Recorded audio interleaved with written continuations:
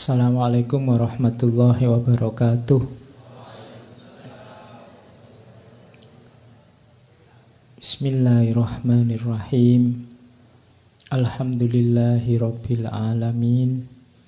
Wabihi nasta'inu ala umurid dunya waddin. Allahumma sholli wa sallim wa barik ala habibina wa syafi'ina Sayyidina wa maulana Muhammadin wa ala alihi wa ashabihi wa man tabi'ahum bi ihsanin ila yaumiddin. Bismillah. Mari kita lanjutkan ngaji kita. Malam ini masih di tema alegori cinta ilahiyah.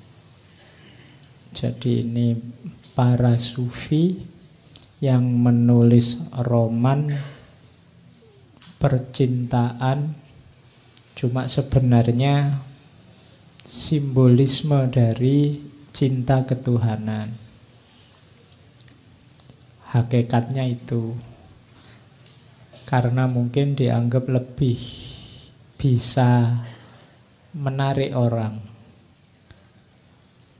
Lah kalau nanti dipahami hanya sebagai cinta biasa saja Pak, antara laki-laki dan perempuan, ya ndak apa-apa. Karena cinta yang menurutmu romantik biasa itu pun sebenarnya merupakan satu anugerah dari Allah dan merupakan pengantar untuk menuju cinta ilahiyah. Dalam dunia tasawuf itu kan ada istilah puncaknya suluk itu takholak bi ahlakillah, berakhlak seperti akhlaknya Allah. Jadi kita bisa menjalankan apa yang dilakukan oleh Allah. Allah menyayangi, kita sayang. Allah sabar, kita sabar. Allah adil, kita adil. Termasuk cinta. Makanya sebelum ngomong Nizami, saya ambil itu dari Ibnu Arabi. Kalimatnya menarik. Innal hubba al-hakiki bainal basyari huwa al-bidayah lita'arrufi ilallah wasyu'ur bimahabbatihi wa faidhi ato'ihi wa karomihi. Sesungguhnya cinta yang hakiki, cinta yang tulus antar manusia itu adalah awal perjalanan menuju pengenalan kepada Allah. Wasyu'ur bimahabbatihi, dan merasakan pengalaman mencintainya, maksudnya mencintai Allah. Wa faidhi ato'ihi wa karomihi, dan merupakan awal untuk mendapatkan anugerah dan kemuliaan, kemurahan dari Allah.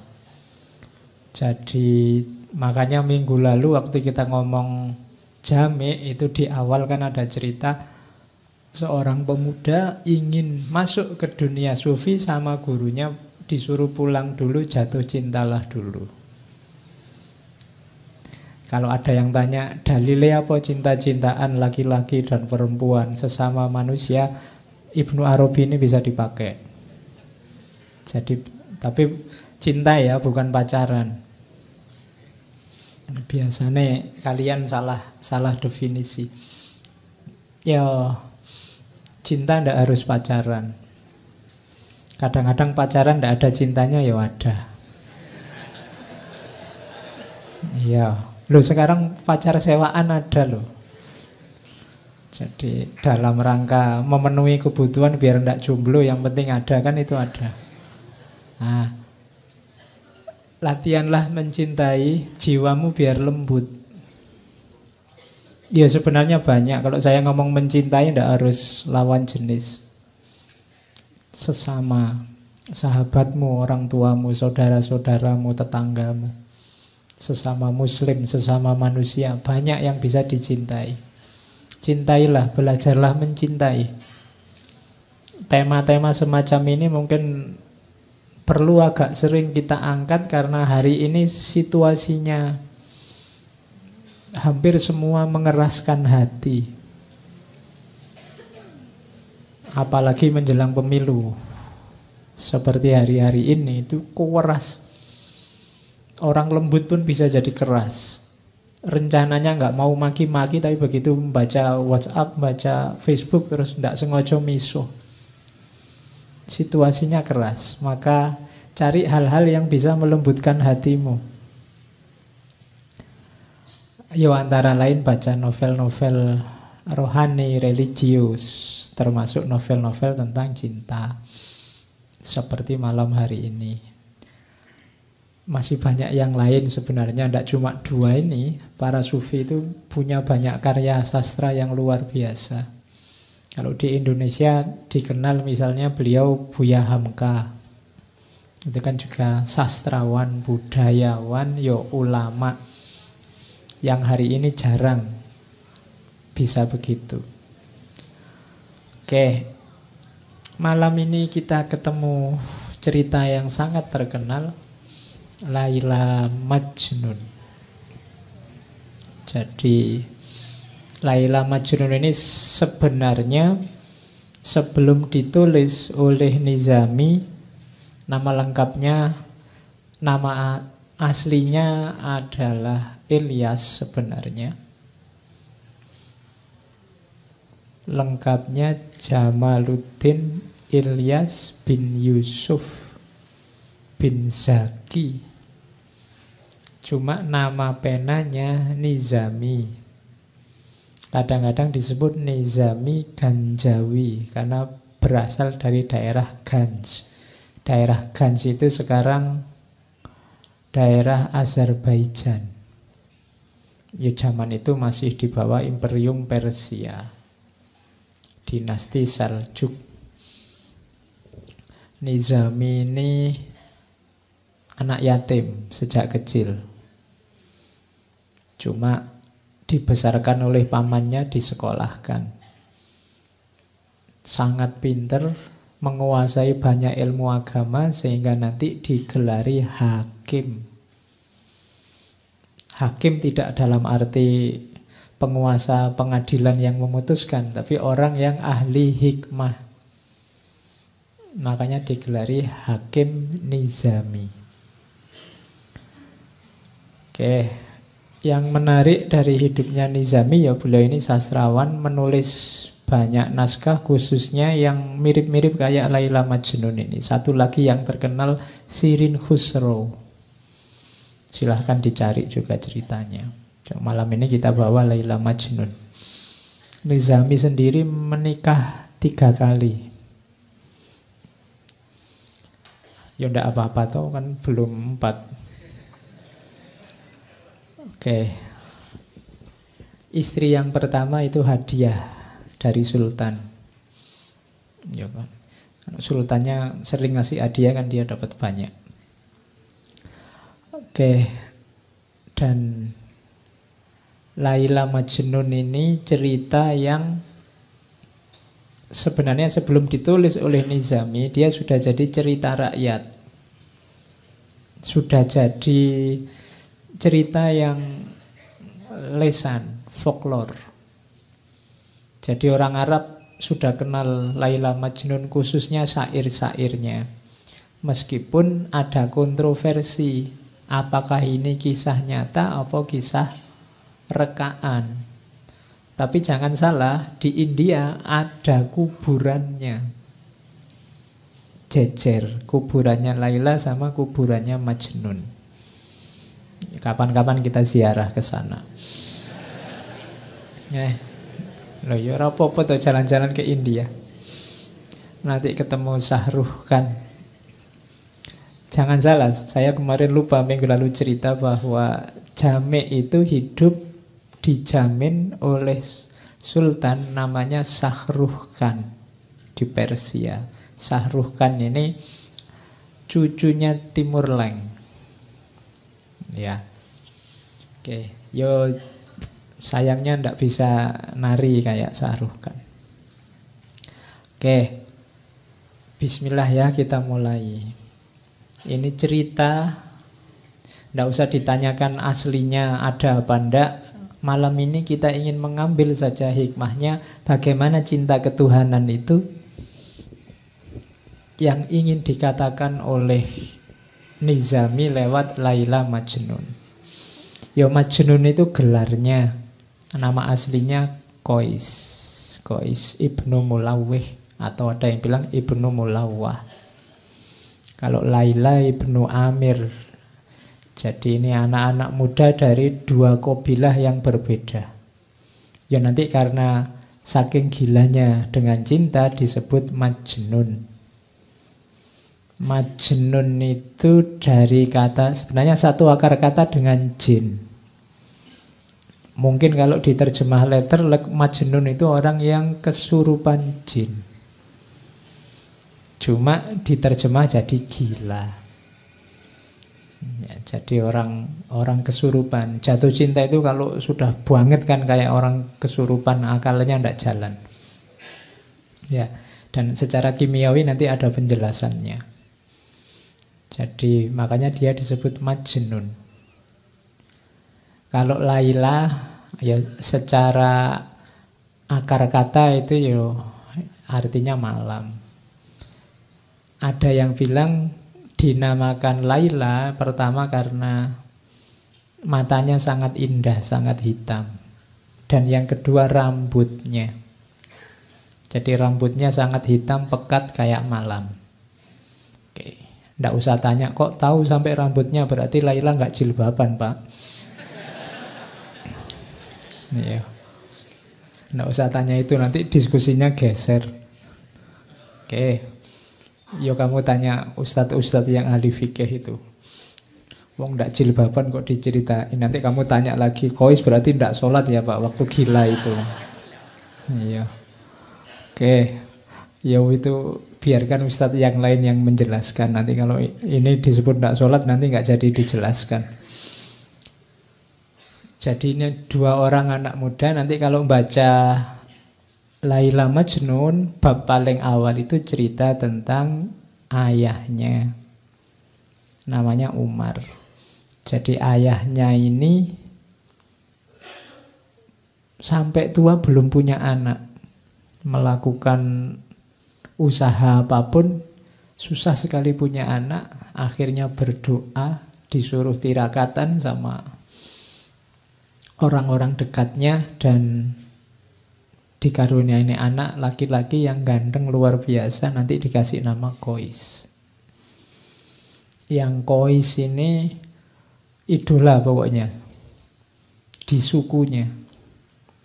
Sehingga nanti oleh ayahnya dia jadi harapannya suku, disekolahkan di tempat yang elit, pokoknya sekolah unggulan kalau hari ini. Nah di sekolah unggulan inilah nanti ketemu Laila. Iya, karena yo sama-sama anaknya ketua suku, berarti kan terawat pasti. Laila dikenal kecantikannya, kalau Majnun dikenal ketampanannya. Jadi yang ganteng ketemu yang cantik, masuk akal. Ya, halo ya. Sebenarnya ceritanya bisa dibikin tragis itu. Kalau di Sirin Khusro ada tragisnya, karena nanti ada yang jatuh cinta itu tukang batu jatuh cinta sama putri, meskipun nanti sebenarnya cerita sama sultannya.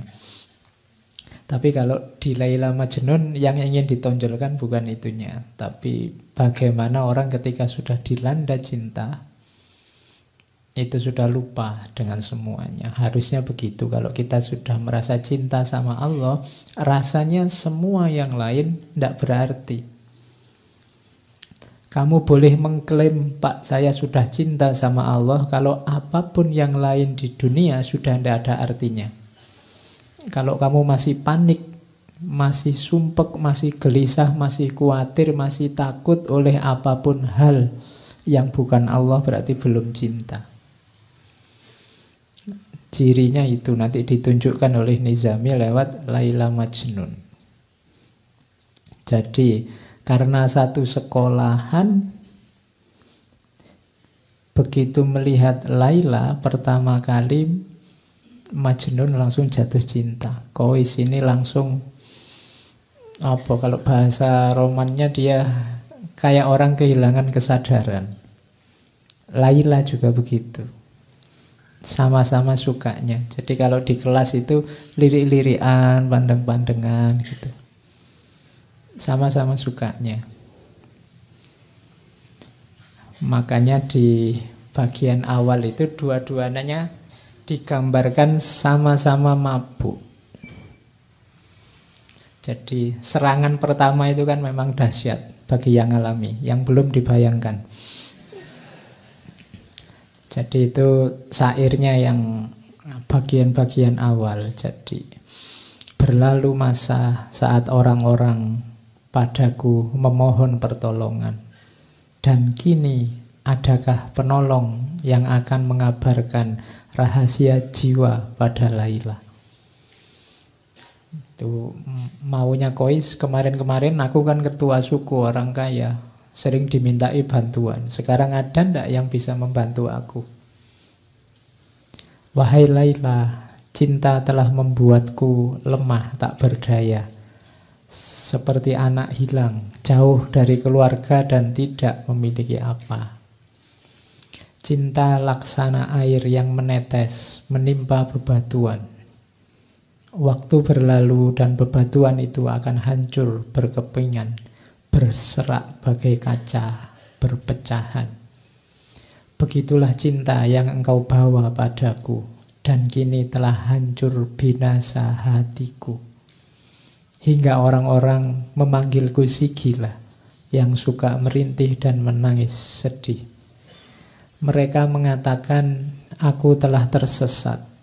Wahai, mana mungkin cinta akan menyesatkan. Jiwa mereka sebenarnya yang kering, laksana dedaunan diterpa panas mentari siang. Bagiku cinta adalah keindahan yang membuat mata tak bisa terpejam. Pemuda mana yang bisa selamat dari api cinta? Nah, itu Majnun. Majnun ini, Kois ini dikenal pinter membuat syair-syair indah. Ya, yang menyusun Nizami sebenarnya, cuma atas nama Kois. Jadi nanti ceritanya Kais ini, apalagi waktu gila itu sering dikerumuni orang karena syairnya ditunggu-tunggu. Jadi dia kayak orang tidak terawat, tidak pakai baju, rambutnya gondrong, tapi orang berkumpul nunggu syairnya yang keluar. Nah itu, kalau di kita kan tidak, kalau ada orang gila ditunggu mau ngasih isyarat nomor berapa gitu. Kalau Kois itu ditunggu syairnya, karena syair-syairnya indah, makanya banyak yang hafal. Saya bilang tadi sebelum ditulis oleh Nizami, sebelumnya orang sudah kenal dan syair-syairnya Kois ini banyak dilakukan. Jadi itu dahsyatnya. Saya tidak tahu memang aslinya pinter bikin syair atau karena cinta itu membuat orang puitis. Ya, kalau tidak percaya, yang jatuh cinta itu kan mendadak dia bisa bikin puisi. Ya, oke.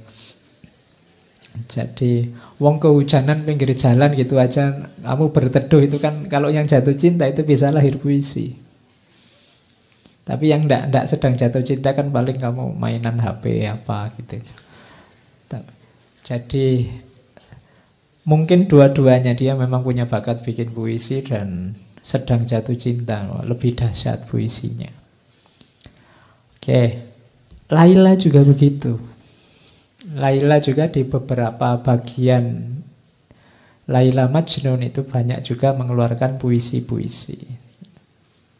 Meskipun nanti puisi-puisinya kebanyakan lewat surat yang dikirimkan pada Majnun. Itu salah satu contoh Laila juga mengalami kemabukan. Semua yang tampak dari manusia adalah kebencian. Namun cinta telah memberikan kekuatan. Orang-orang mencemooh hubungan kita, sesungguhnya mereka tidak tahu betapa kerinduan yang tersimpan dalam dada.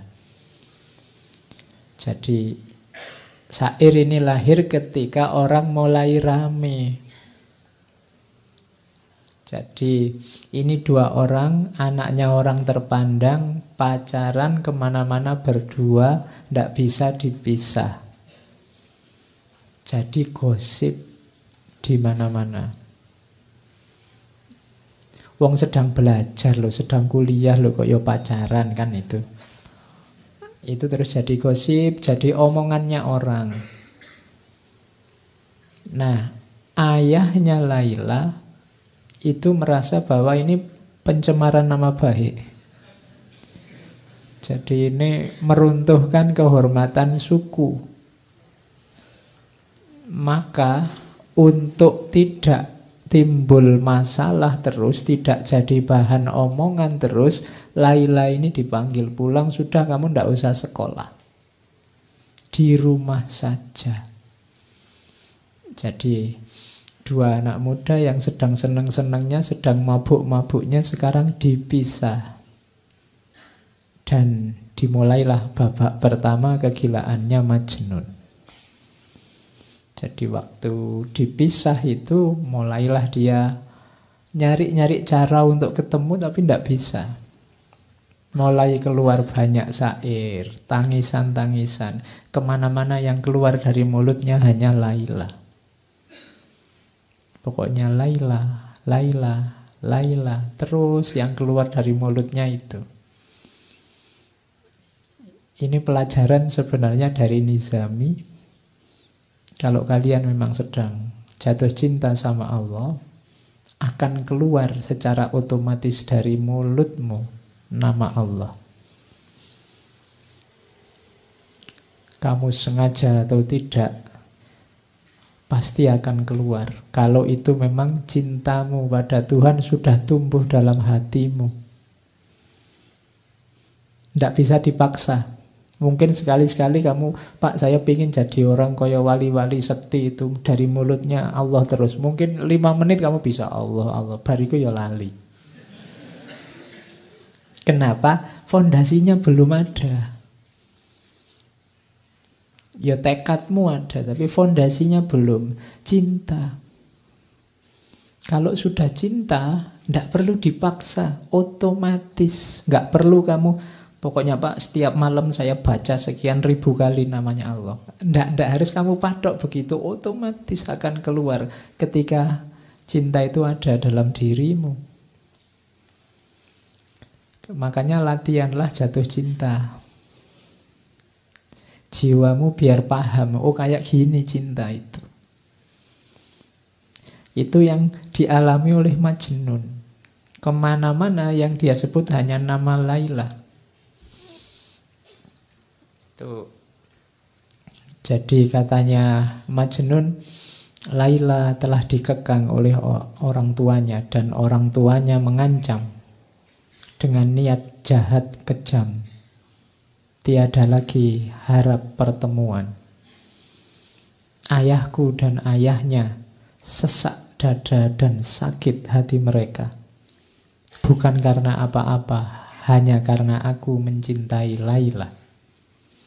Mereka menganggap cinta adalah dosa. Cinta bagi mereka adalah noda yang harus dibasuh musnah. Padahal hatiku telah menjadi tawanannya dan ia juga merindukanku. Cinta masuk ke dalam sanubari tanpa kamu undang, tanpa kami undang. Bagai ilham dari langit yang datang menerjang lalu bersemayam dalam jiwa. Dan kini kami akan mati karenanya. Karena cinta telah melilit seluruh jiwa. Katakan padaku, siapa orangnya yang bisa bebas dari penyakit cinta? Nah, ini Majnun. Jadi cinta itu kalau sudah menyerangmu, engkau tidak akan berdaya. Kamu tidak akan bisa menipu dirimu. Kalau kamu sudah jatuh cinta pada sesuatu, kamu pura-pura tidak cinta itu tidak akan bisa.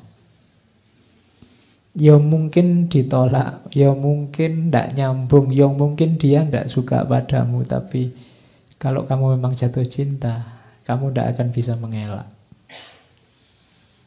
Jadi itu kalimat-kalimat yang Majnun. Cinta bukan sesuatu yang kita undang, tapi dia datang, masuk dan bersemayam dalam diri kita.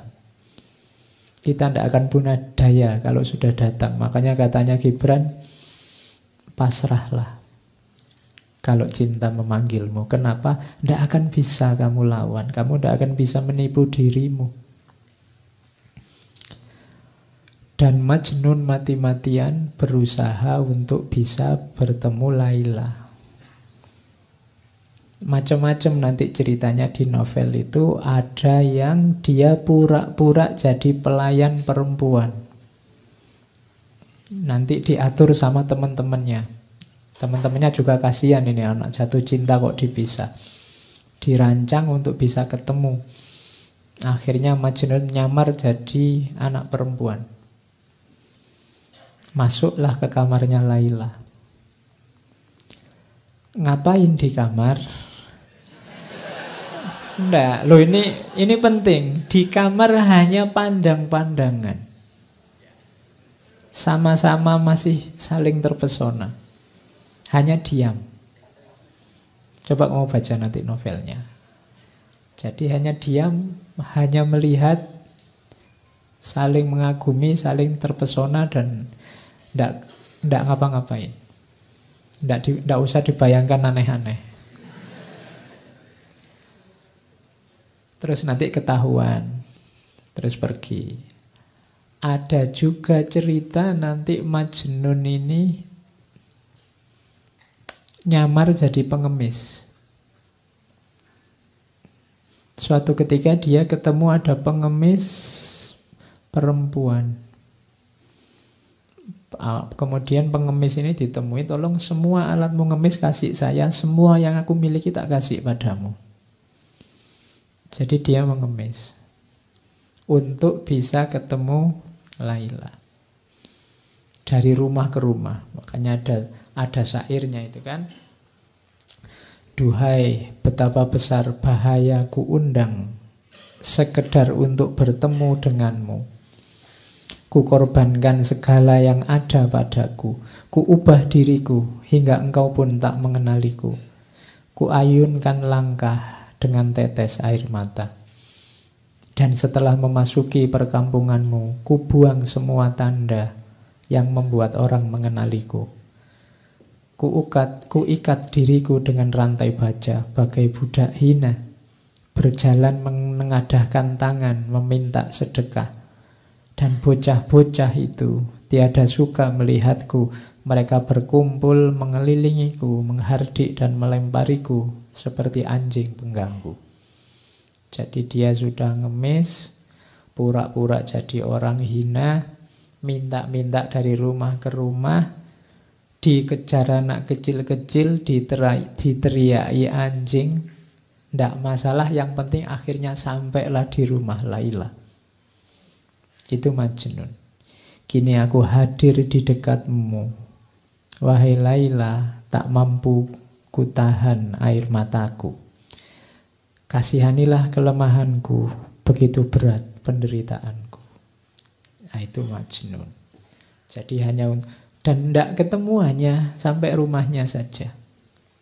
Yang penting sampai rumahnya Laila. Bisa melihat rumahnya itu sudah senangnya luar biasa.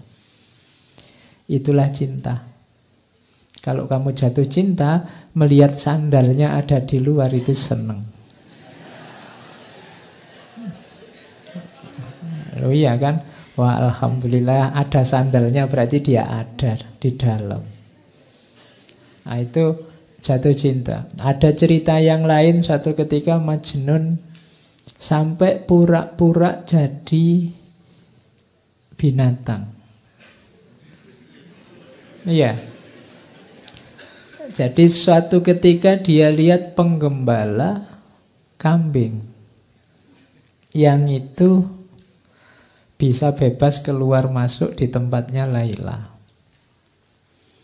Mungkin orang tuanya juga memelihara kambing. Akhirnya apa? Ceritanya Qais merangkak di antara kambing-kambing dan melepas bajunya. Bahkan ceritanya karena yang gembala kambing ini senjatanya kan cambuk. Cambuk itu dipakai nyambui kambing. Antara lain dia tidak sadar yang dicambui si Qais ini. Hanya untuk bisa dekat sama Laila. Jadi itu dahsyatnya cinta. Oke, terus ya. Ini ceritanya tangis-tangisan terus. Nah, sebelum ke syair ini. Syair ini lahir setelah ayahnya Qais akhirnya tidak tega lihat anaknya. Iki piye to yo, anak ini kan sudah digadang-gadang mau jadi penerus, kok malah majnun kayak gini. Akhirnya atas nasihat banyak orang, mbok yo anak sudah kayak gitu, mbok yo dilamarkan. Sampean kan ketua suku, apa saja punya. Akhirnya dituruti oleh orang tuanya. Qais pulang. Pulanglah ke rumah. Tenang saja, tak lamarkan sekarang ke tempatnya Laila. Dilamarkanlah oleh orang tuanya ke rumahnya orang tua Laila. Cuma sayangnya, ada sayangnya, lamarannya ditolak.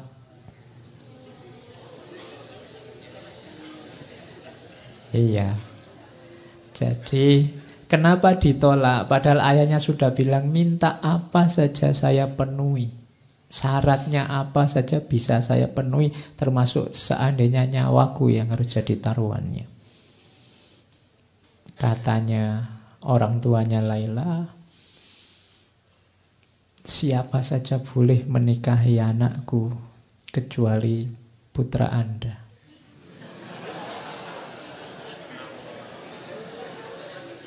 Ya. Kenapa? Orang tuanya tidak bisa jawab. Mana ada orang tua yang merelakan anaknya dinikahi oleh orang gila?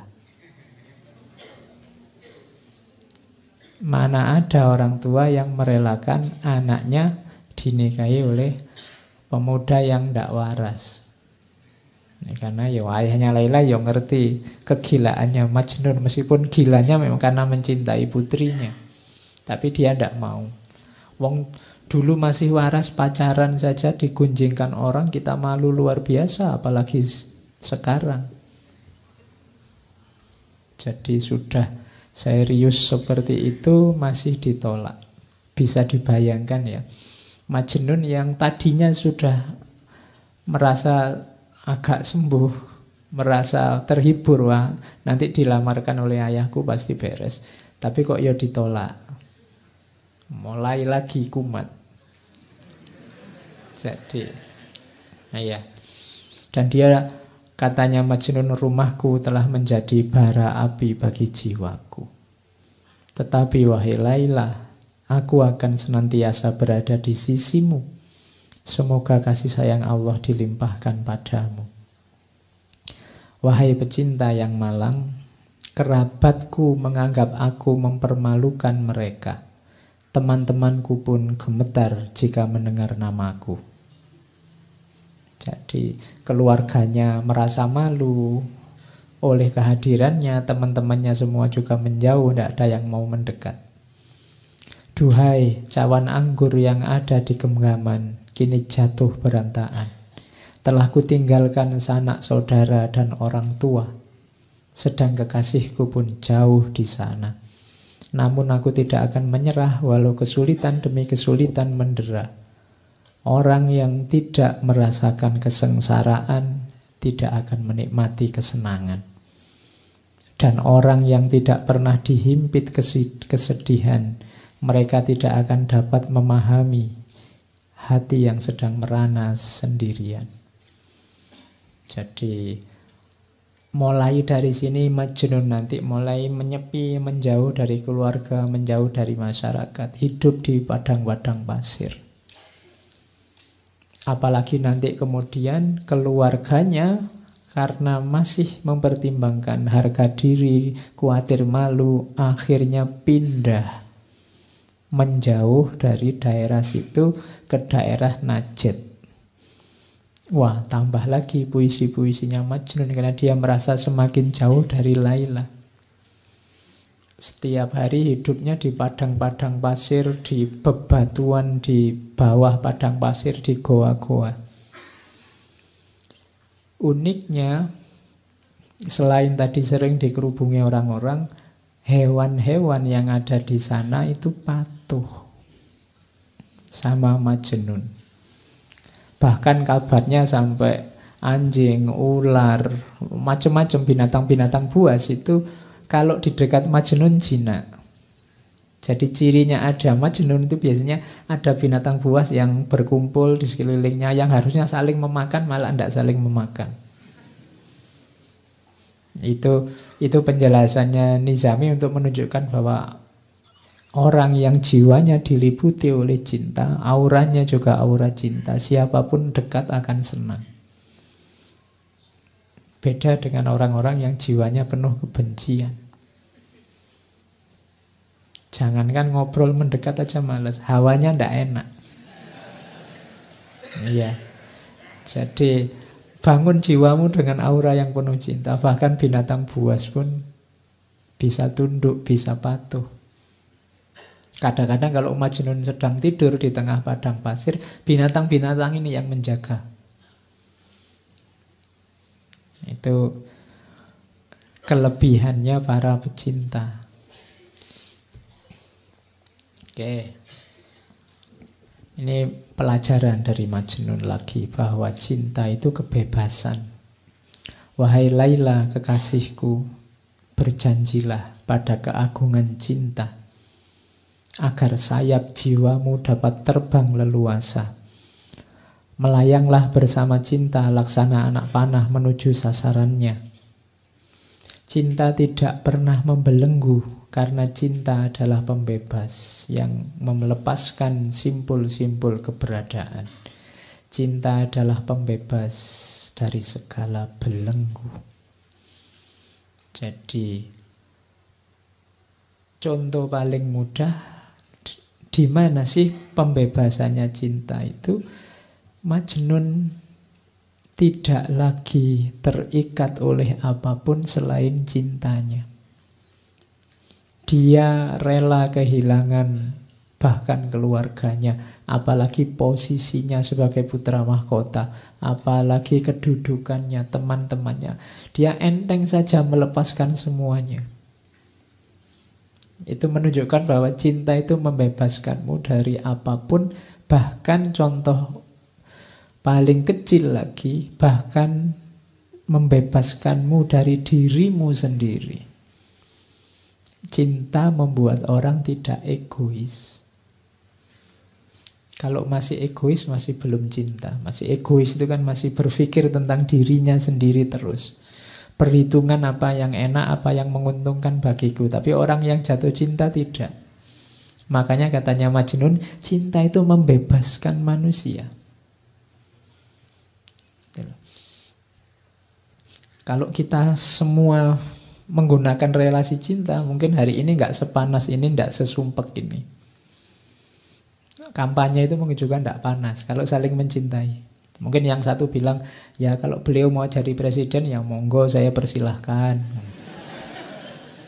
Nanti yang satunya bilang, jangan gitu, saya ndak enak. Sampean juga ndak apa-apa, silahkan jadi presiden. Ayo.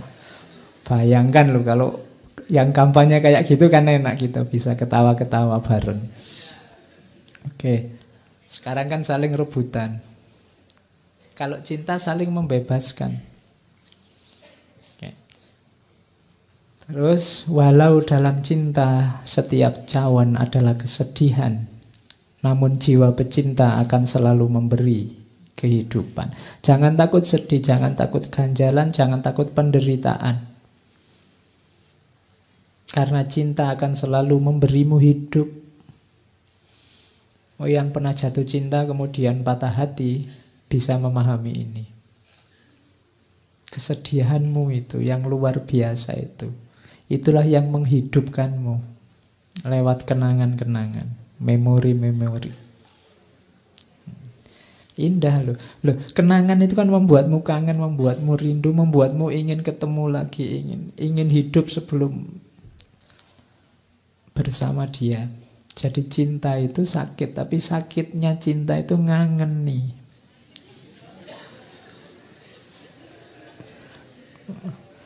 Loh, iya kan? Makanya mantan yang paling heboh itu kan mantan di dunia cinta. Kalau mantan mahasiswa, mantan murid itu biasa-biasa aja.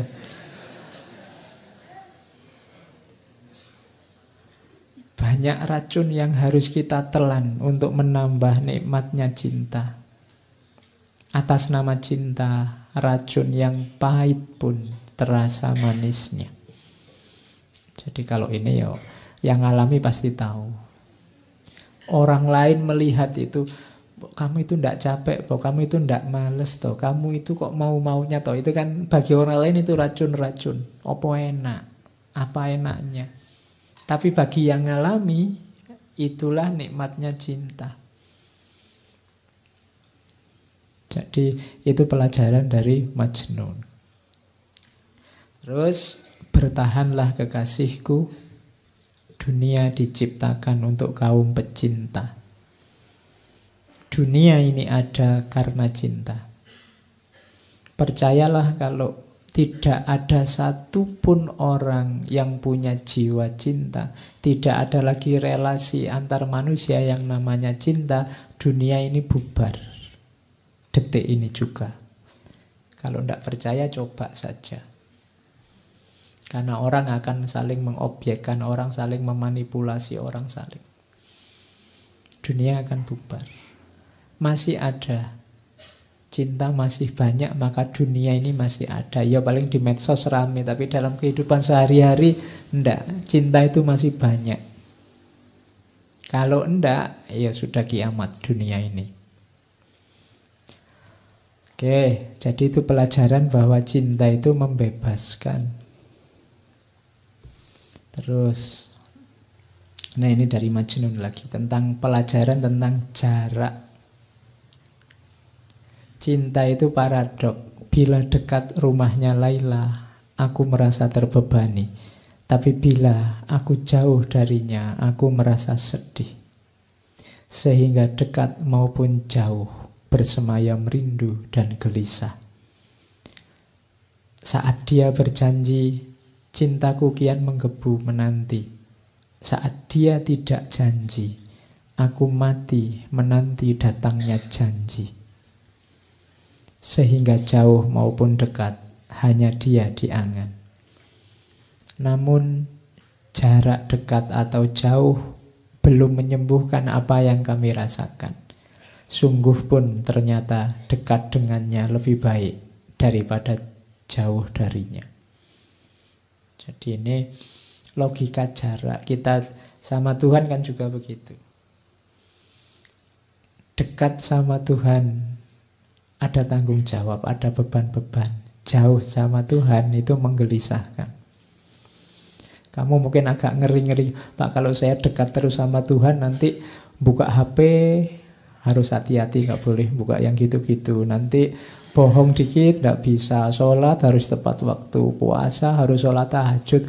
Kok rasanya berat ya Pak, dekat dengan Allah, dekat denganmu, membebani. Tapi jauh itu menggelisahkan.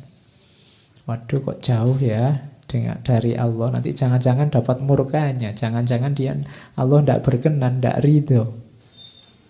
Itu paradoknya cinta.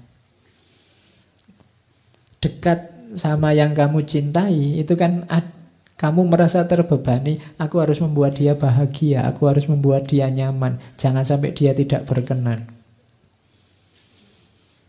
Lebih sumpek, tapi jauh, lebih sumpek lagi kalau jauh. Biayanya lebih banyak, menghabiskan kuota, pulsa. Belum lagi marah-marahan, saling curiga. Sini ngomong maksudnya untuk menghibur, sana membacanya dianggap marah-marah. Wong ya tulisan itu kan ndak ada ekspresinya. Nah itu kan jauh, jauh menggelisahkan, dekat memunculkan beban. Tapi tenang saja Laila, cintaku ndak hilang meskipun kamu jauh. Padahal sebenarnya lebih enak kalau kamu dekat. Nah, itu pelajaran selanjutnya dari Majnun tentang jarak. Ini nanti pelajarannya banyak. Kamu malam ini diajari orang gila. Ya. Jadi karena mungkin kalau orang waras susah ngajari cinta. Orang waras kepentingannya banyak. Melakukan apa-apa sering tidak tulus. Beda sama orang gila. Apalagi gila karena cinta. Oke, jadi itu pelajaran selanjutnya tentang jarak. Pelajaran selanjutnya itu syairnya terkenal sekali. Amurru alat diyari diyaro laila uqabbilu dzal jidar wa dzal jidar wama hubbud diyar syahfana qalbi walakin hubbu man sakanat diyar. Jadi Majnun ini hobinya apa? Kalau pas sepi tidak ada orang, dia mengendap-endap datang ke rumahnya Laila, nempel di dinding terus menciumi dinding rumahnya Laila. Oke, berarti kamu tadi yang terpesona oleh sandalnya, ya berarti menciumimu sandalnya. Jadi aku berjalan amurru alat diyar, aku berjalan melintasi rumahnya Laila. Terus kucium dinding itu, kucium dinding itu. Semua sudut-sudut rumah, dinding-dindingnya diciumi. Cinta di dadaku bukanlah untuk dinding rumah, namun cinta pada siapa yang tinggal di dalamnya. Ya, oke. Ya, ya kalau ndak tahu rumahnya ya nanti dinding kampus.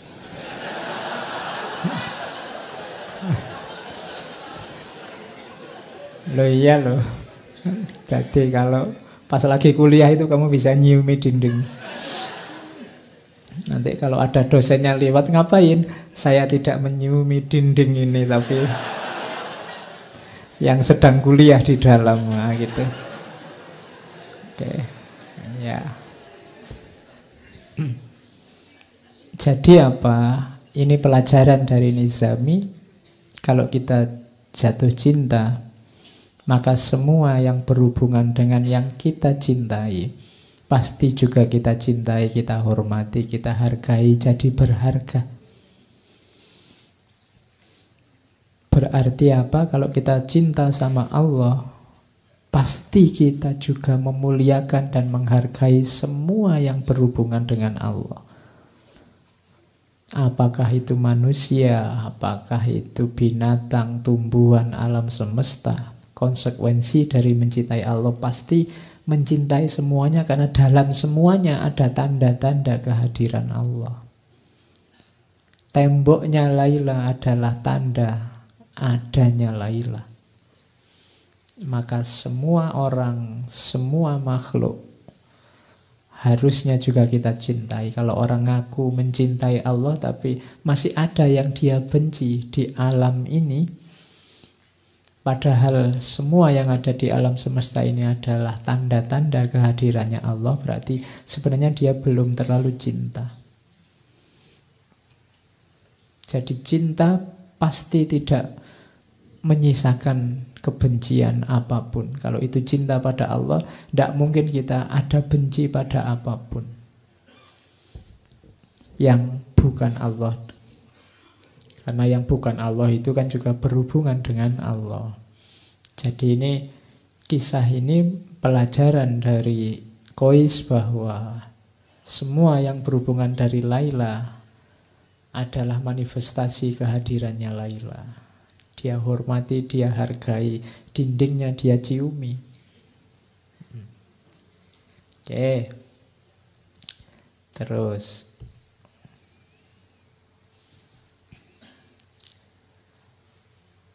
Kalau ini pelajaran tentang kesetiaan.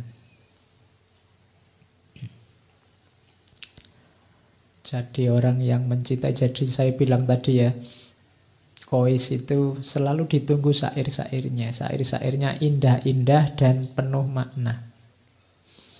Waktu terus berlalu, usia makin bertambah. Namun jiwaku yang terbakar rindu belum sembuh juga, bahkan semakin parah. Bila kami ditakdirkan berjumpa, akan kugandeng lengannya, berjalan bertelanjang kaki menuju kesunyian, sambil memanjatkan doa-doa pujian. Cinta, kasih, dan sayang telah menyatu, mengalir bersama aliran darah di tubuhku. Cinta bukanlah harapan atau ratapan. Walau tiada harapan, aku akan tetap mencintainya. Sampaikan salamku pada dia, wahai angin malam. Katakan, aku akan tetap menunggu hingga ajal datang menjelang. Ini pelajaran bahwa cinta itu efeknya adalah kesetiaan. Orang yang cinta pasti setia. Kenapa ada orang tidak setia? Biasanya karena yang dia harapkan dari yang dia cintai tidak muncul.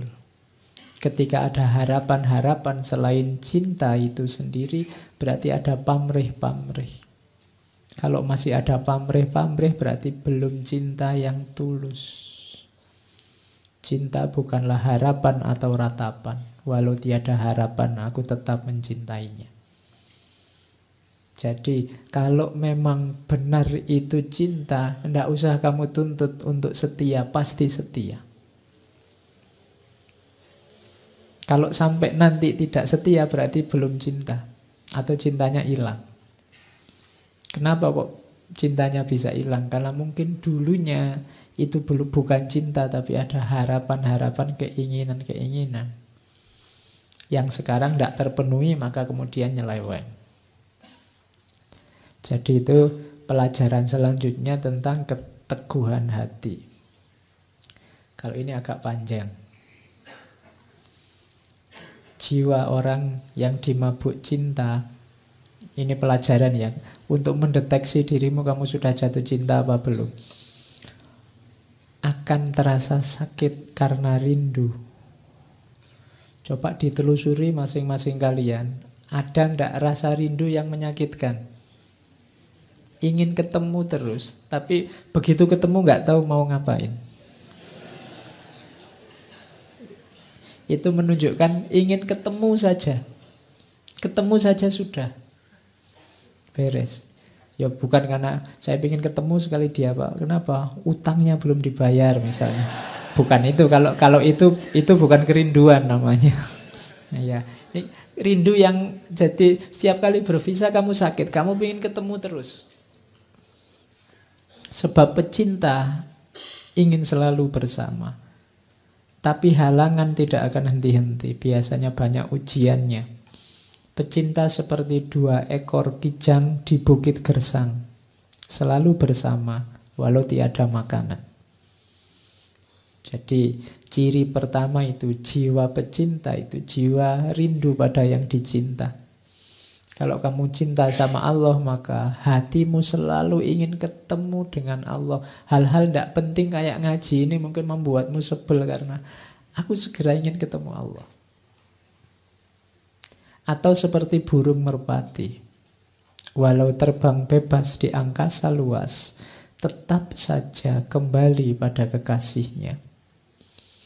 Atau laksana ikan tuna, tetap tabah walau dipermainkan gelombang, timbul tenggelam di lautan. Ciri cinta yang kedua adalah apapun aktivitasmu, kamu mengalami apapun, pada akhirnya kamu ingin kembali pada yang kamu cintai. Ujian apapun, masalah apapun, silahkan datang, tapi tujuanmu tetap kekasihmu. Berarti jiwamu jiwa pecinta. Walau selalu dicaci dan dicela, batin menjerit, tubuh binasa, meski lapar dan disia-siakan, namun jiwa pecinta akan selalu memaafkan. Itu cinta. Pecinta tidak membutuhkan pujian. Ciri selanjutnya, kalau masih nunggu dipuji, wah kamu setia sekali, wah kamu, aku capek-capek jemput kok kamu gak terima kasih, itu belum cinta. Ya, masih butuh pujian. Dan pengorbanan pecinta tidak akan sia-sia. Kulihat bintang kutub dan bintang kejora, di mana pula cinta. Sekecil apapun, cinta tetap berkuasa di singgasana jiwa. Dan bagi pecinta, kebahagiaan dan kesedihan sama indahnya. Karena cinta sejati tidak mengenal kesia-siaan. Jiwaku dan jiwanya akan tetap bersama, andai pun tidak di dunia. Pasti jiwa kami akan bersatu di liang barza. Dan kelak akan dibangkitkan bersama hingga dapat bersatu selama-lamanya. Oke. Mataku berkorban untuknya dengan segenap curahan air mata, berharap liang lahatnya adalah liang lahatku, agar jenazah kita bersatu. Oke, ini syairnya Majnun. Jadi nanti Majnun ini akhirnya sangat terkenal karena syair-syair dan kegilaannya. Semakin dia terkenal dengan kegilaannya, semakin marah keluarganya Laila dan semakin gelisah keluarganya Majnun. Dan itu nanti beban tersendiri bagi mereka berdua. Bahkan nanti di antara keluarganya Laila ada yang ngancam, dibunuh saja enaknya orang ini, bikin masalah saja. Oke. Nah, dari situ nanti muncul syairnya Laila. Laila ini protes, jangan dikira hanya Majnun yang segalau itu. Aku pun juga sama galaunya. Hanya aku tidak seperti Majnun bisa bebas keluar. Bila kakiku terperosok, kalau ini Laila, aku menyebut namanya. Aku bermimpi dalam tidurku, hidup bersama dia. Apabila disebut namanya, hilanglah kekuatan jiwa. Hatiku seperti sirna ditelan namanya. Demi Allah, hampir saja aku gila karena memikirkannya. Makin lama dadaku makin sesak karena rindu gelisah. Kaumku mengancam, jika aku tak berhenti menyebut namanya, maka darahnya akan tumpah. Bunuhlah aku dan biarkan dia. Setelah nyawaku melayang, janganlah kalian hina dia. Cukup apa yang ia derita karena cinta. Mungkin ia akan menuduhku tidak setia dengan janji, dan aku tidak akan mampu mencegahnya. Ku campur tinta dengan air mata untuk menulis surat padanya. Inilah saat kukuburkan jiwaku untuknya. Aku khawatir jika ajalku tiba, tak dapat memandang wajahnya. Ini Laila. Jadi dua-duanya sedang gelisah. Suatu ketika ayahnya Majnun ini menjemput anaknya, mencari, ketemu, dijemput, dibawa pulang. Kemudian pokoknya diciptakan suasana yang sekiranya membuat Majnun lupa dengan Laila. Dicarikan gadis-gadis cantik yang sekiranya jauh lebih cantik dari Laila. Mau berapapun dikasih. Saya tidak tahu kalau kamu imanmu kuat tidak digituin. Jadi dibikinkan pesta tiap malam. Targetnya satu, tinggalkan Laila. Saat ini juga. Tapi Majnun tidak mau. Jadi katanya Majnun ini mewanti-wanti Laila. Kalau aku tidak mau digituin, ingat-ingat Laila maksudnya itu. Mungkin engkau diberi 2 cawan minuman, 1 cawan kebencian, agar engkau lupa padaku, yang 1 anggur kesenangan, agar engkau menerima orang lain sebagai gantiku. Duhai kekasihku, kuingatkan dirimu, jangan rusakkan ikatan yang orang lain selalu ingin menyempurnakan. Kelak engkau akan melihat beda antara cinta dan nafsu. Wahai Laila, nafsu akan melemahkan hati. Ia akan terus menggoda dan merayu, namun kelak akan menyesal, sedih tak berkesudahan. Jiwa yang dipenuhi kebencian tak akan pernah menjadi mulia. Ia tak akan puas bila yang diharapkan tak didapat. Bedakan cinta dengan nafsu. Cirinya, nafsu akan terus menggoda, yang akhirnya adalah penyesalan. Sedang diriku Laila demi Allah, tali kasih yang telah bersemi akan kusiram dan kupupuk, agar cinta yang engkau berikan tetap terjaga selamanya. Dan aku haramkan atas diriku juga segala yang engkau tidak suka. Jadi orang jatuh cinta itu pasti tidak melakukan apa yang tidak disukai oleh yang dicintai. Kalau kamu cinta pada Allah, tidak perlu dipaksa, tidak harus ditausiai tiap hari, pasti dengan ikhlas. Kamu tidak menjalankan yang tidak disukai oleh Allah. Jangan kau biarkan jiwaku hancur karena murkamu. Orang yang cinta itu yang ditakuti 1, yang dia cintai marah padanya. Karena aku tak sanggup menerima amarahmu, bahkan gunung pun akan hancur karena kemarahanmu. Buanglah dalam dirimu segala keraguan, karena cinta tak bisa bersanding dengan kebimbangan. Aku akan selalu menjaga tali cinta kita. Walau engkau tak di sisiku, namun aku yakin cintamu selalu hadir di hatiku. Nah, ini puisi-puisinya masih panjang. Kalau ini munajat. Ini saya bilang malam-malam sendirian. Kalau Majnun ini dilakukan setiap kali dia tenaganya habis, ndak punya kekuatan lagi.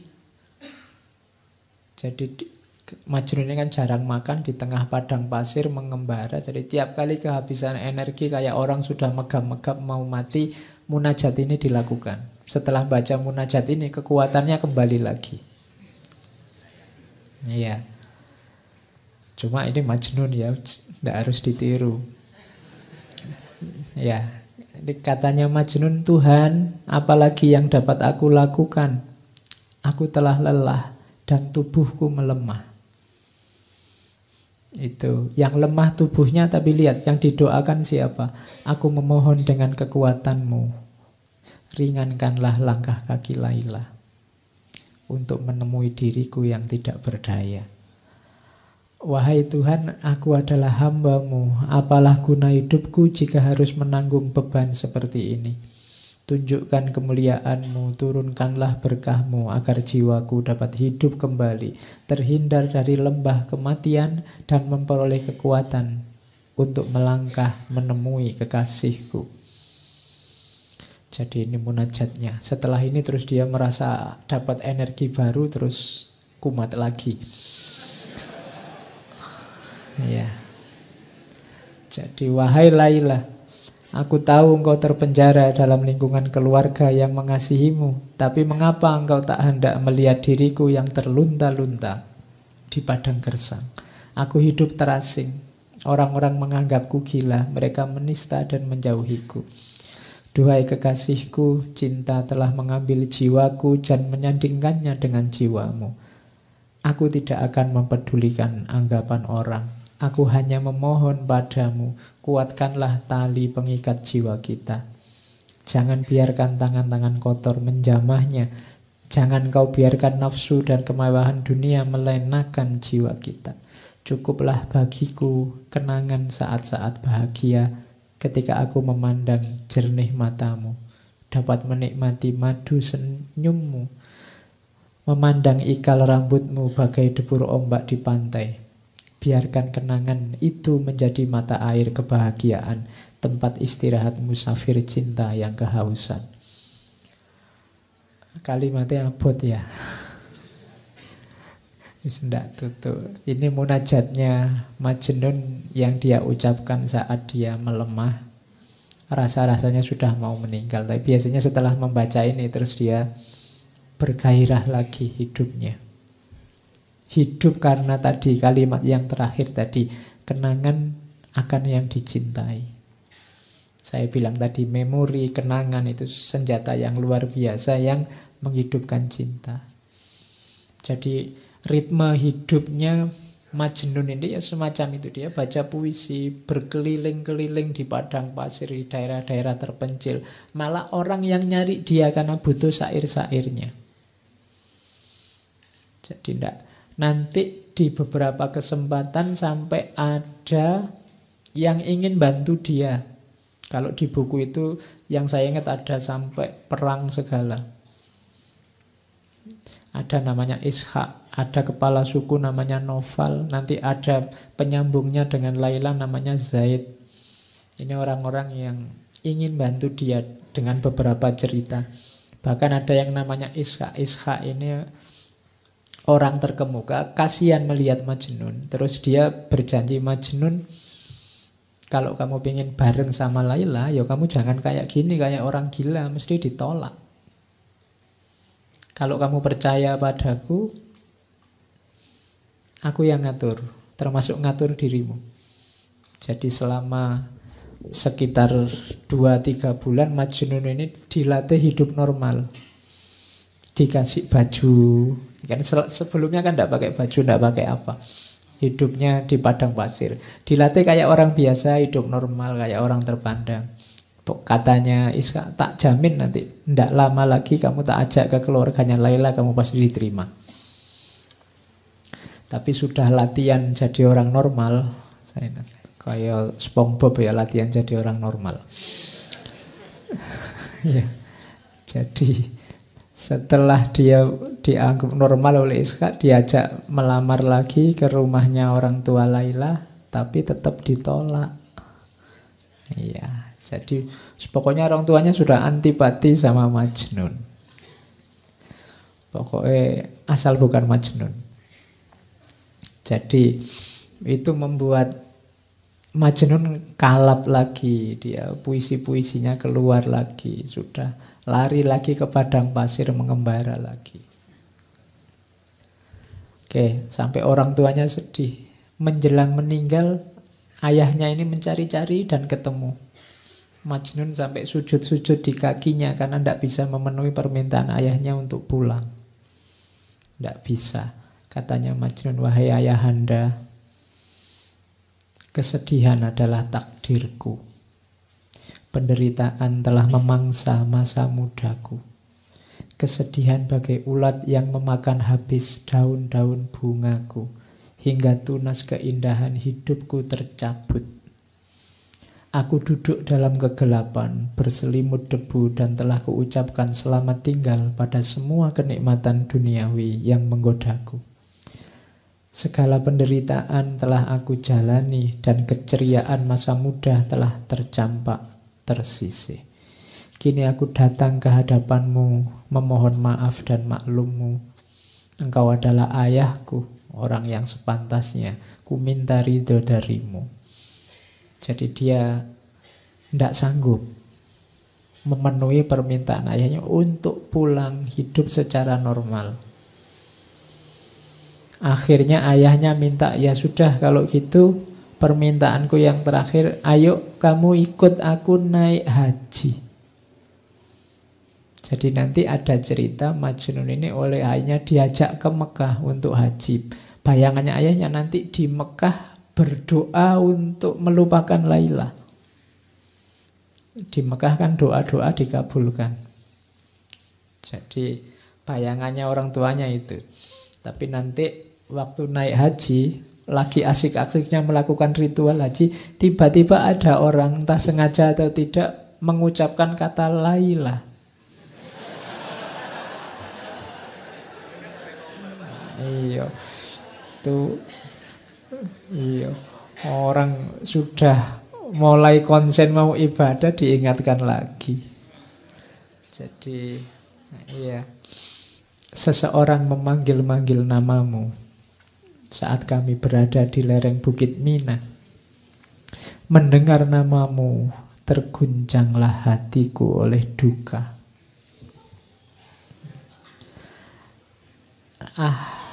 Lelaki itu tidak tahu betapa suci namamu. Mengapa ia memanggil nama Laila dengan seenaknya? Jadi iya, enggak. Apakah ia tidak tahu dengan menyebut namamu berarti ia telah menerbangkan seekor burung yang telah bersarang di hatiku? Iya.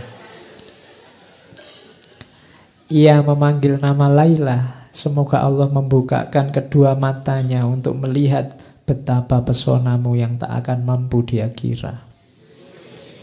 Iya. Ya wis, kumat lagi. Sudah asik-asiknya mau ketemu Allah, mau berdoa di sana. Akhirnya begitu nyampe Ka'bah, dia pegangi pintu Ka'bah, doanya ini. Aku teringat akan dikau Laila saat para jamaah haji sibuk berzikir di kota Mekah, di dinding Ka'bah. Mereka khusyuk berdoa, sedang kalbuku hanya tertuju padamu. Ya Rahman, aku bertobat padamu dari dosa-dosa yang telah kulakukan dan dari dosa-dosa yang akan selalu datang bermunculan.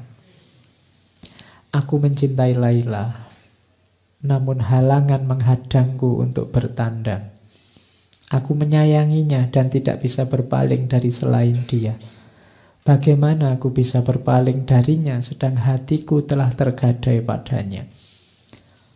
Aku bertaubat padamu Robbi, karena padamu jua aku akan kembali. Wahai yang maha pengasih, Raja di raja para pecinta, Engkau yang menganugerahkan cinta ini. Aku hanya mohon padamu satu hal saja. Tinggikanlah cintaku sedemikian rupa, sehingga sekalipun aku binasa, cintaku dan kekasihku tetap hidup. Jadi doanya lebih memantapkan lagi kegilaannya. Ya. Oke ya. Ini doanya yang sangat terkenal. Robbi zidni min ishkiha. Ya Tuhan, ya Allah, tambahkanlah cinta dan kerinduanku padanya. Jadi malah ingin diperdalam lagi, sudah sedalam itu. Wa in qasurat umri bil iski fazidhu fi umriha. Seandainya semakin berkurang umurku karena cinta, maka tambahlah umurnya Laila. Robbi zidni li Laila hubban wala tansani dzikroha abadan. Wahai Tuhan, tambahkanlah cintaku pada Laila, jangan membuatku lupa untuk mengingatnya selamanya. Ya boleh kamu tiru nanti. Nama Laila diganti pacarmu.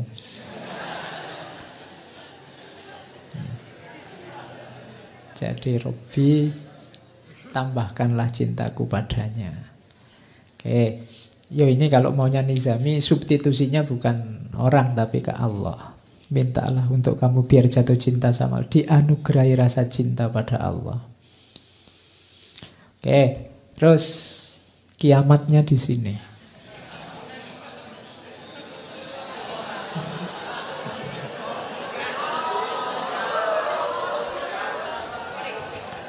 Oke. Ya.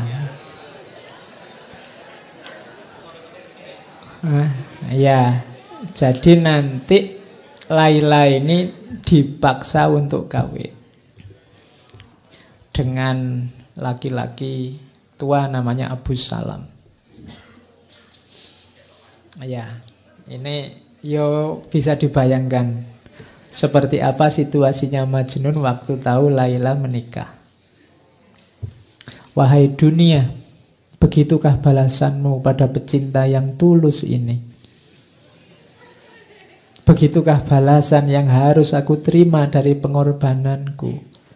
Kemarin aku masih merasa senang karena bayang-bayang Laila masih hadir dalam mimpiku. Namun kini bayangan itu pun engkau renggut. Apalagi yang aku miliki sekarang. Wahai dunia, engkau telah mencabik-cabik tubuhku yang lemah tak berdaya. Mengapa engkau belum puas juga hingga tega merenggut mimpi indahku? Laila, wahai Laila, di mana engkau letakkan hati dan jiwaku? Di mana engkau simpan janji dan kenangan kita? Semudah itukah engkau menyerah, melupakan segala derita yang aku rasa? Tangan siapakah yang telah mencengkerammu dan menjauhkan dirimu dariku? Laila, datanglah kemari sebentar saja, tikamkanlah belati ke dalam jantungku. Tikaman belati yang mencabut nyawaku akan lebih indah dari hidup menanggung siksaan cinta. Ya, Laila juga terpaksa menikahnya, tapi ini Majnun ini kabarnya begitu mendengar Laila menikah, pingsan berhari-hari. Iya.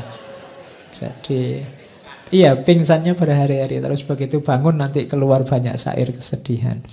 Pas hari menikah kalimatnya ini.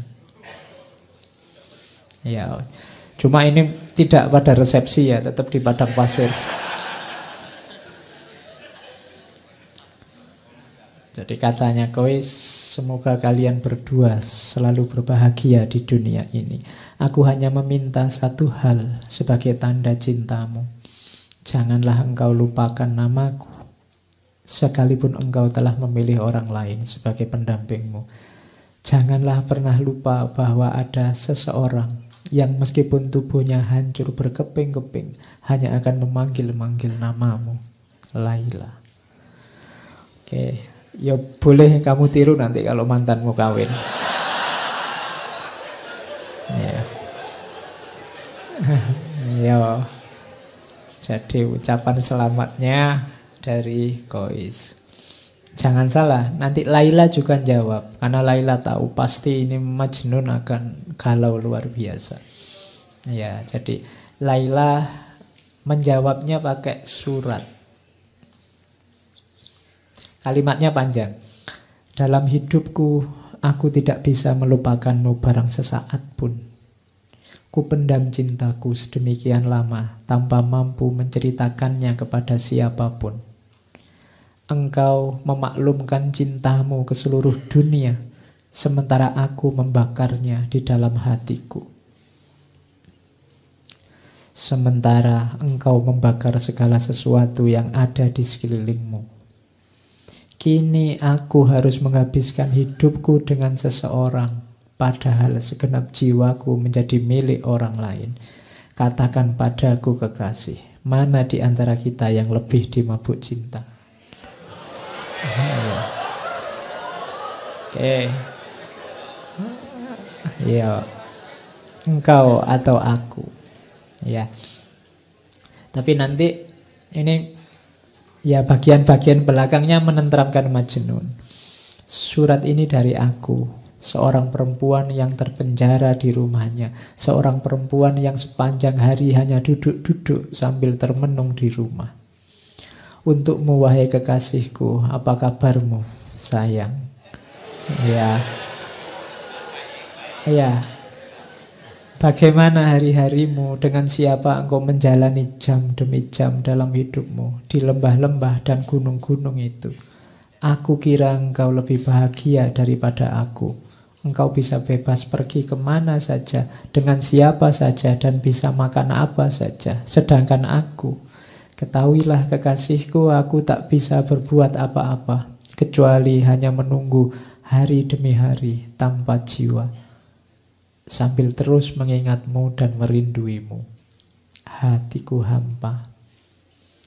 Duhai kekasih, jiwaku yang berhati bening, bagai mata air Khidir, mata air keabadian. Aku masih seperti dulu. Meski aku telah menikah, namun aku bersumpah, hatimu selalu ada di hatiku. Meski aku tidur satu rumah dengan suamiku, tapi ranjangku tak pernah mempertemukan kepalaku dan kepalanya. Ya. Ya. Itu kalimat aslinya la yajma'u ra'si wa ra'suhu firos. Jadi memang Laila tidak mau disentuh oleh suaminya. Nanti ceritanya begitu. Permata di tubuhku masih tersimpan utuh, bersih, dan tak pernah disentuh oleh jamahan tangan siapapun. Hartaku yang paling berharga masih terkunci rapat dan tak pernah dibuka oleh tangan siapapun. Bunga di taman masih tetap kuncup dan belum merekah sebagaimana dulu. Wahai kekasih hatiku, kemarilah, tuangkan air keabadian Khidir itu. Jarak jauhku darimu tak akan lama lagi.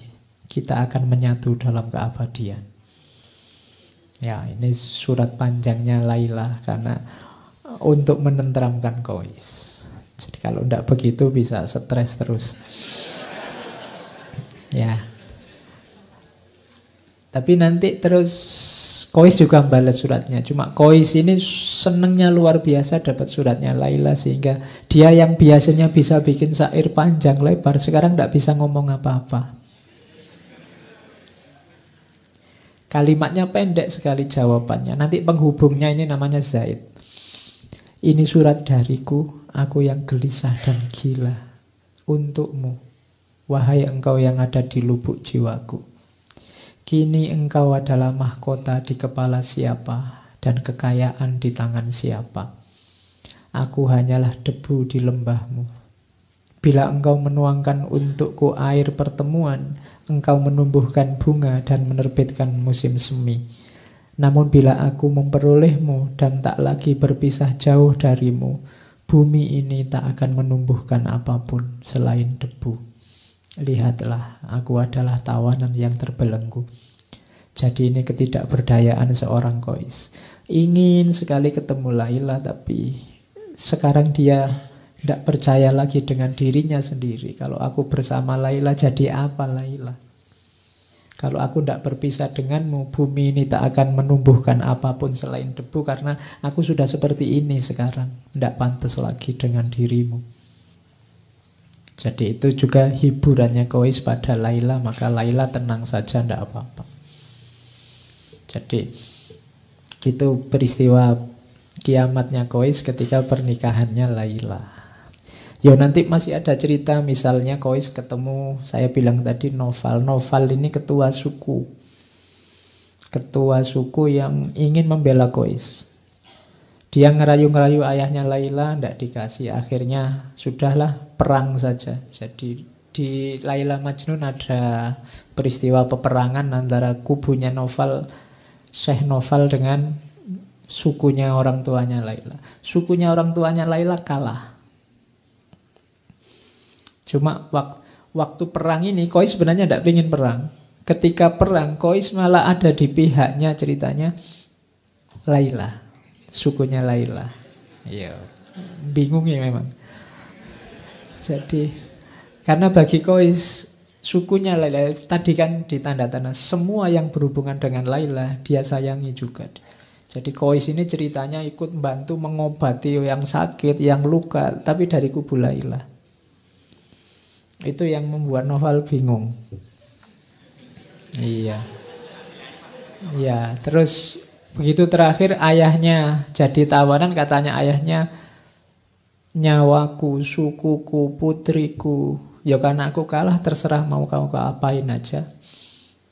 Permintaanku satu, kalau aku disuruh memberikan, menikahkan anakku dengan Qais, tidak. Ya, pokoknya itulah antagonisnya ada di situ. Jadi kalau Qais enggak, itu kehormatan suku kalau bagi ayahnya Laila. Jadi, mbok ini semua suku kamu jadikan budak, bahkan Laila kamu kawini sendiri, aku kamu bunuh nyawaku, iya, tapi anakku tidak akan kuizinkan dinikahi oleh Qais. Oke, itu di antara ceritanya begitu sampai nanti Laila menikah dan suaminya memang tidak boleh menyentuh Laila sama sekali sampai saya tidak tahu yang meninggal duluan suaminya Laila. Tidak mungkin dia ngenes juga tidak boleh menyentuh Laila. Karena sudah tua memang suaminya. Jadi sudah tua, kawin sama yang muda, tapi tidak boleh menyentuh.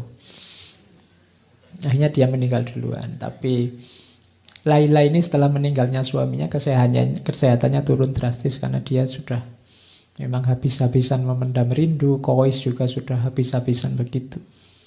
Kemudian dia sakit-sakitan, sakit parah. Dan nanti terakhir ada kalimat bagus, kalimatnya Laila pada ibunya, pesannya. Katanya Laila, ibu, lihatlah cahaya wajahku telah memudar dan menjadi pucat pasi, tak lagi bercahaya. Lilin-lilin di mataku tampak muram dan akan segera padam. Wahai ibuku, aku mohon engkau mendengarkan wasiatku sebelum aku pulang besok atau lusa. Bila mana aku mati, kenakan aku baju pengantin yang paling bagus. Jangan bungkus aku dengan kain kafan. Carilah kain yang berwarna merah muda, bagai darah segar seorang yang syahid. Lalu riaslah wajah dan tubuhku secantik mungkin, bagaikan pengantin yang paling cantik di seluruh bumi.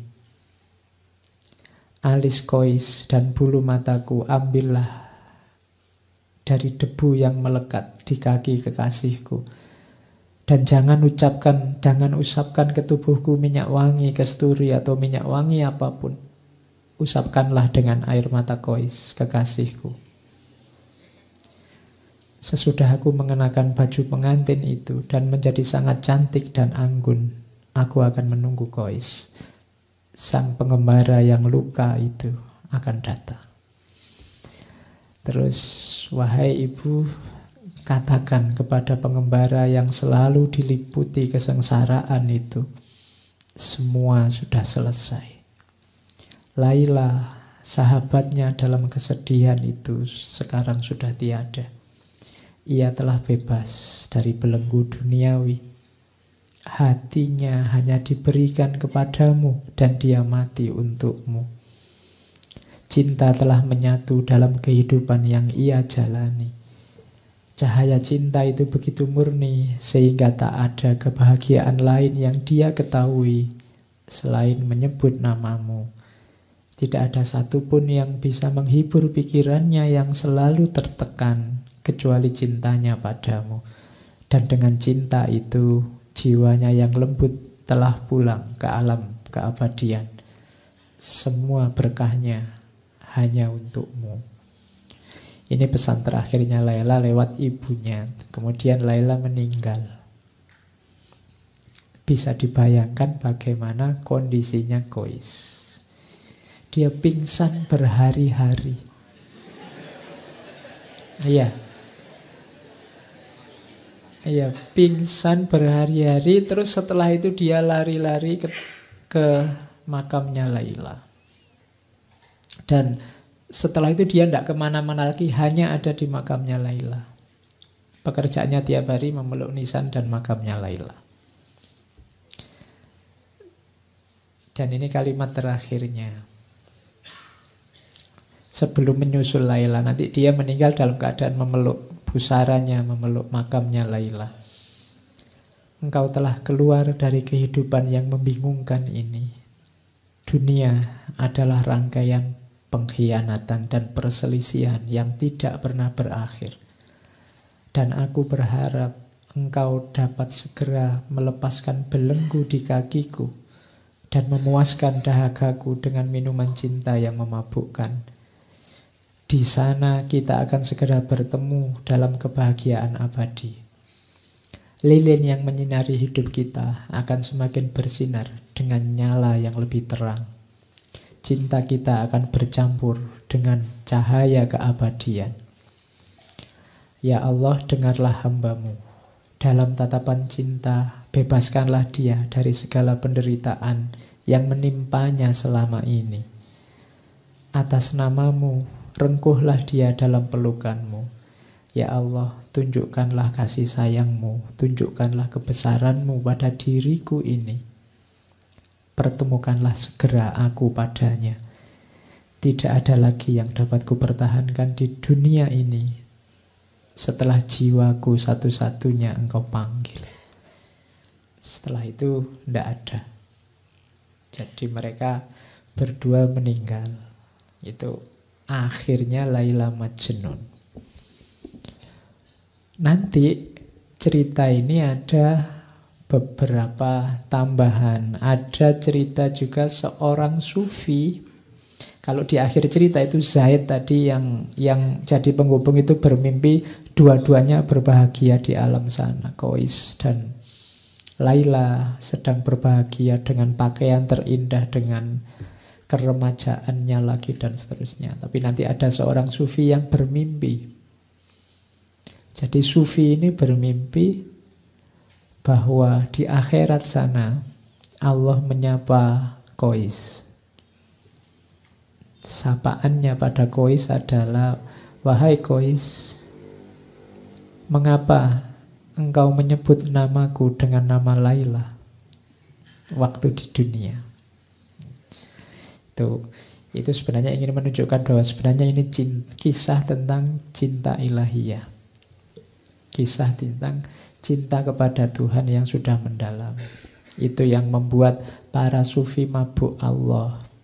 Itu yang membuat yang ada di mulut para sufi itu ketika mengalami puncak rasa cinta itu hanya Allah. Oke. Dan ini cerita Laila Majnun ini banyak diadaptasi macam-macam. Ada beberapa yang saya bawa. Beberapa kali juga sudah saya cerita, misalnya dulu waktu ngomong Rumi. Jadi ini ada kisah dari Rumi tentang Majnun, salah satu teks Majnun. Jadi saya bilang tadi cerita tentang Majnun itu folklore yang sudah beredar di tengah masyarakat. Yang saya bawa malam ini versinya Nizami, tapi versi yang lain banyak. Kalau ini antara lain versi dari Rumi, ada beberapa cerita. Misalnya, satu ketika teman-temannya Majnun ini tanya, Majnun, kalau kamu mau, kami bisa mendatangkan perempuan yang lebih cantik untukmu. Kata orang-orang. Jawabannya Majnun, kalian tak akan mengerti. Aku mencintai Laila bukan karena rupa dan penampilannya.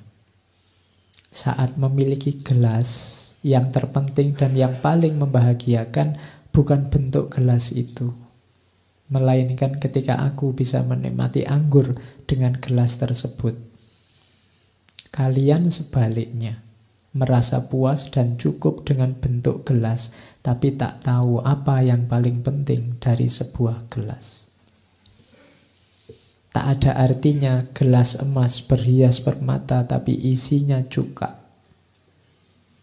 Wadah tua dan rusak berisi anggur, bagiku lebih baik ketimbang 100 gelas emas berisi cuka. Itu.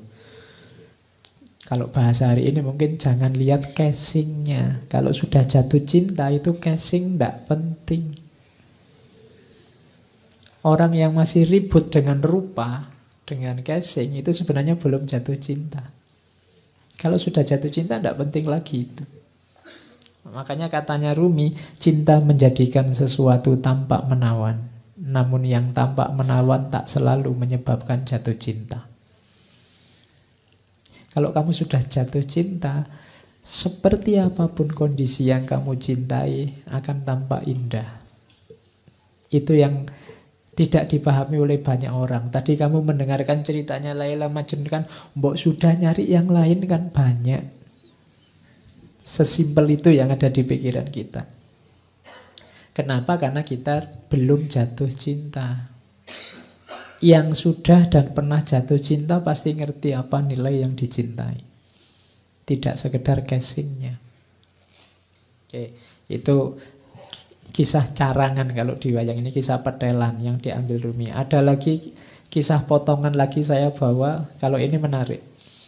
Satu ketika Kois ini kaget, tiba-tiba ada anjing dari kampungnya Laila sekonyong-konyong berjalan lewat depannya Kois.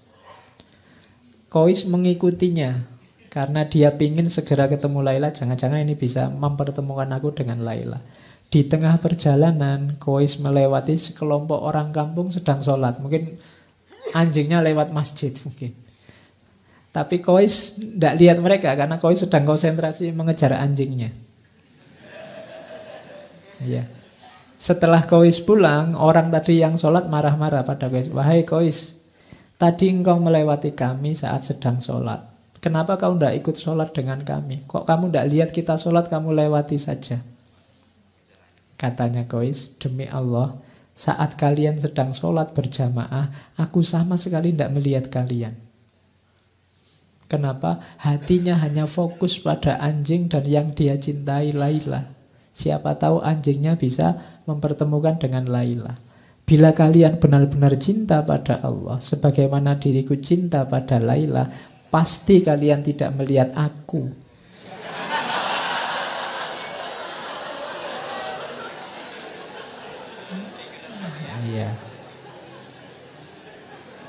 Ya, saat kalian sholat.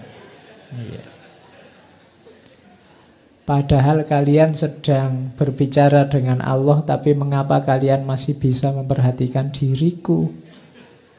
Aku saja yang mengejar anjing kepunyaan Laila, pujaan hatiku, sama sekali tidak melihat kalian. Jadi ini sindiran luar biasa dari Kois. Ya. Aku aja cuma anjing aja sampai lupa sama kalian. Kalian sama Allah loh, masih bisa sibuk sama diriku. Itu sindirannya Kois pada orang-orang. Ada lagi ini cerita. Ini juga kisah sampingan. Di Nidhami tidak ada. Jadi suatu ketika di rumah Laila diadakan pesta. Semua warga desa diundang. Majnun yang tidak diundang menyusup saja masuk. Sampai di dalam rumah dia lihat loh, orang-orang kok antri. Dia juga ikut antri. Nah, waktu dia ngantri kan yang membagi antrian kan Laila. Jadi dengan ikut antri itu dia bisa memandang wajahnya Laila. Waktu pas dia dapat antrian, Laila ini tidak ngasih makanan ke Kois, tapi malah piring yang untuk Kois dibanting sampai pecah. Wow, keluarganya Laila seneng. Alhamdulillah Laila sudah sadar sekarang. Jadi piringnya Nah, orang-orang seneng semua, tapi ada orang yang lihat, loh, iki Kois kok tidak sadar, Kois kok juga ikut-ikutan seneng. Terus ditanya sama orang di Kois, Kois, kok kamu malah tersenyum? Kamu kan habis dipermalukan di depan semua warga desa. Kenapa mukamu masih senyum? Kois malah heran, loh kapan saya dipermalukan? Tadi waktu Laila mecah piringmu. Kois jawab, oh enggak begitu, kamu salah paham. Laila itu memecahkan piringku tujuannya hanya satu, agar aku ikut antrian lagi.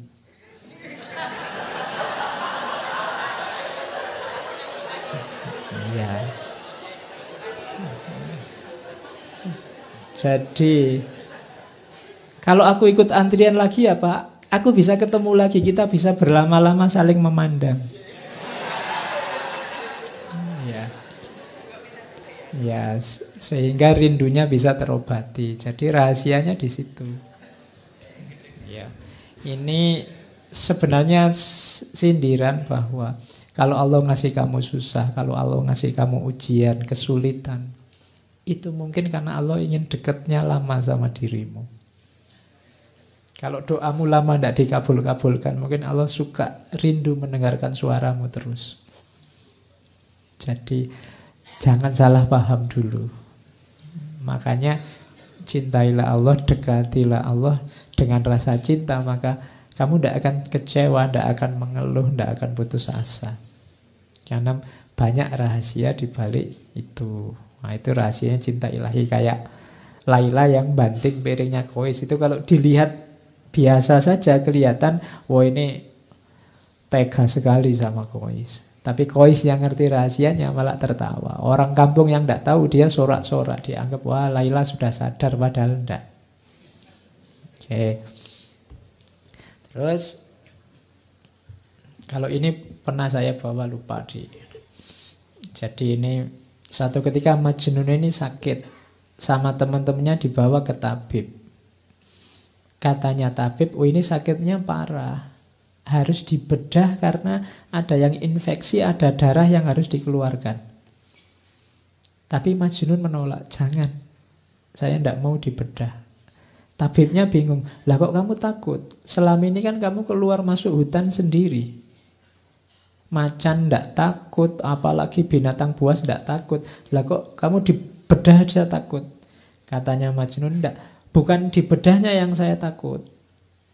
Lah kamu takutnya apa? Aku takut pisaunya menyakiti Laila.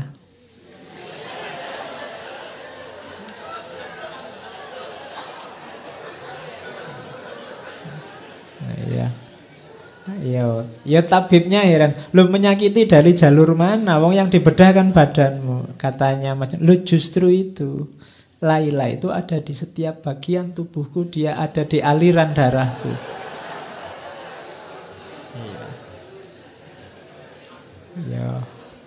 Ya ini bisa kamu jadikan alasan kalau kamu takut imunisasi, takut suntik itu. Iya. Jadi aku takut menyakiti. Ya karena ini pelajaran bahwa ketika orang sudah sangat mencintai, antara yang mencintai dan dicintai sudah tidak terbedakan lagi. Jadi kalau Laila disakiti, Majnun yang sakit. Kalau Majnun disakiti, Laila yang sakit. Jadi ketika Majnun dibedah, yang dikhawatirkan oleh Majnun adalah sakitnya Laila. Kenapa? Kalau Laila tahu Majnun dibedah, dia yang sakit. Itu yang dikhawatirkan oleh Majnun. Kalau orang yang kamu cintai sedang disakiti apa dia ini kan kamu juga tidak terima sakit. Nah, itu yang tidak diinginkan oleh Majnun. Makanya jangan dibedah. Aku takut apa? Kenapa? Di setiap aliran darahku ada Laila. Kalau aku disakiti, Laila juga sakit. Oke, ini pelajaran cinta selanjutnya.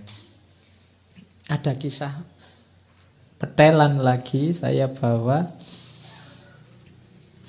Kalau ini sama analogi untuk cinta ilahiyah. Jadi satu ketika Majnun ini ingin ketemu Laila. Terus dia naik onta. Tapi sayangnya ontanya baru melahirkan. Nah, onta yang baru melahirkan ini masih sayang-sayangnya sama anaknya. Jadi waktu ditunggangi oleh Majnun, ontanya ini bolak-balik mau maju tapi dia mau mundur lagi. Maju mundur lagi, dia nggak nyampe-nyampe. Akhirnya Majnun turun, katanya Majnun, sudahlah, saatnya kita berpisah, cintamu dan cintaku tidak sejalan. Iya, loh iya kan ontanya mencintai anaknya, dia mencintai Laila, jadi tidak sejalan. Karena menunggangi kamu, selama ini aku berjalan di tempat, kadang maju, kadang mundur. Perjalanan beberapa hari memakan waktu 60 tahun, maksudnya lama sekali. Aku tidak akan menunggangi kamu lagi. Majnun terus turun, terus lari, tapi terus jatuh dia. Kakinya patah, tapi dia tidak putus asa ceritanya. Kakinya patah, dia ikat sendiri, terus dia menggelindingkan badannya. Jadi tidak bisa jalan kan? Iya, merangkak juga tidak bisa, kakinya sakit diikat. Ya sudah, muter aja menggelundung. Nah ini pelajarannya adalah kalau engkau masih terikat oleh dunia, oleh banyak hal di luar dirimu, kayak onta tadi yang masih kamu tunggangi, kamu tidak akan nyampe-nyampe pada yang kamu cintai. Kalau masih sangat banyak beban yang harus kamu bawa, Kamu tidak akan sampai-sampai. Tinggalkan semua bebanmu, berjalanlah, berlarilah, menggelindinglah menuju yang kau cintai. Ya, yang dicintai pastinya Allah. Oke, terakhir, kalau ini juga sudah sering saya sampaikan, satu ketika Khalifah ini yang mendengar cerita Laila Majnun sangat populer, satu ketika ingin tahu anak muda yang dilanda cinta itu kayak apa. Terus dia lihat ditemuinya Laila, tapi dia heran, oh Laila itu cuma kayak gini aja loh wajahnya. Kois menjadi Majnun karena kamu, tidak masuk akal. Apa yang dilihatnya dari dirimu sehingga membuatnya tergila-gila. Kamu bukan wanita yang sangat cantik. Banyak wanita lain yang secantik kamu, bahkan melebihimu. Ada cerita yang bilang, katanya Khalifah, bahkan dayangku yang paling jelek lebih cantik daripada dirimu. Tapi Laila menjawab, diamlah. Yang dia lihat tidak terlihat olehmu karena kamu bukan Majnun. Iya, kamu tidak tahu karena kamu bukan yang mencintai. Hanya yang mencintai tahu keindahan yang dicintai. Oke, jadi itulah kisahnya Laila Majnun. Ada banyak pelajaran cinta yang diberikan oleh Nizami lewat romannya ini. Yang itu merupakan alegori dari cinta ilahiyah, cinta ketuhanan. Oke, saya kira itu ya untuk malam ini. Sesi cinta saya kira cukup. Nanti kalau cinta-cintaan terus ya tidak enak juga. Bulan depan kita mulai berfilsafat lagi. Maret kita ke barat. Ya. Kita ngambil tema filsafat aja ya, biar sudah lama tidak ngomong filsafat yang asli. Kita ngambil tema, pokoknya judulnya filsafat barat lagi gitu aja ya. Saya ingin ngomong panjang lebar beberapa filosof yang belum kita perdalam, meskipun agak kunci. Yang pertama, bapaknya filsafat modern, René Descartes. Yang kedua, tokoh besar skeptisisme modern, David Hume. Yang ketiga, tokoh intuisionisme. Jadi barat juga tidak cuma pakai akal, tapi juga ada filosof yang mengandalkan intuisi, namanya Henry Bergson. Terakhir kita bahas filosof yang dikenal dengan filsafat absurdismenya, Albert Camus. Oke, jadi kita ketemu Descartes, Hume, Bergson, dan Camus untuk bulan April. Jadi kita belajar lagi filsafat barat. Oke, saya kira itu pertemuan malam ini. Kurang lebihnya mohon maaf. Wallahul muwafiq, wallahu a'lam bissawab. Wassalamualaikum warahmatullahi wabarakatuh.